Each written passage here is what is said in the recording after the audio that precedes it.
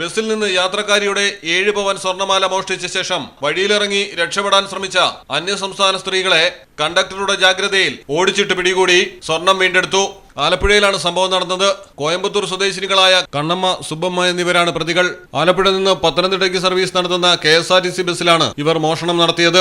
പത്തനംതിട്ട സ്വദേശിനി തങ്കമണി അമ്മാളിന്റെ 7 പവൻ സ്വർണ്ണമാലയാണ് ബസ്സിനുള്ളിൽ വെച്ച് മോഷണം പോയത്. കൈതവന സ്റ്റോപ്പിൽ നിന്നാണ് തങ്കമണി അമ്മാൾ ബസ്സിൽ കയറിയത്.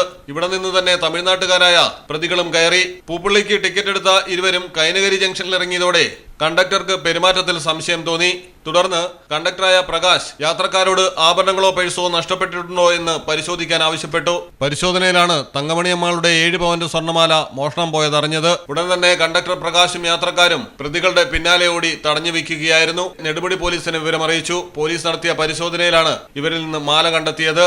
പ്രതികൾ നേരത്തെയും സമാന കേസുകളിൽ പിടിയിലായിട്ടുണ്ട്. മലയാളം ടെലിവിഷൻ, ആലപ്പുഴ. അതിശയകരമായ മറ്റൊരു കാര്യം എന്താണെന്ന് വെച്ചാൽ ഇന്നത്തെ സ്വർണ്ണവിലയ്ക്ക് തുല്യമായ തുക മുടക്കിയാൽ പണിക്കൂലിയും GSTയും ഉൾപ്പെടെ നമുക്ക് പ്ലാറ്റിനം പർച്ചേസ് ചെയ്യാം. ഇപ്പോൾ മിത്ര ഡയമണ്ട്സിൽ നിന്നും പ്ലാറ്റിനം കപ്പിൾ റിങ്ങുകൾ സ്വന്തമാക്കൂ. ഓർഡർ ചെയ്ത് വെറും 3 ദിവസങ്ങൾക്കുള്ളിൽ. മിത്ര ഡയമണ്ട്സ്, മാറുന്ന കാലത്തിന്റെ ആഭരണ സങ്കല്പങ്ങൾക്കൊപ്പം. മിത്ര ഡയമണ്ട്സ്, താഴെപ്പാലം, തിരൂർ.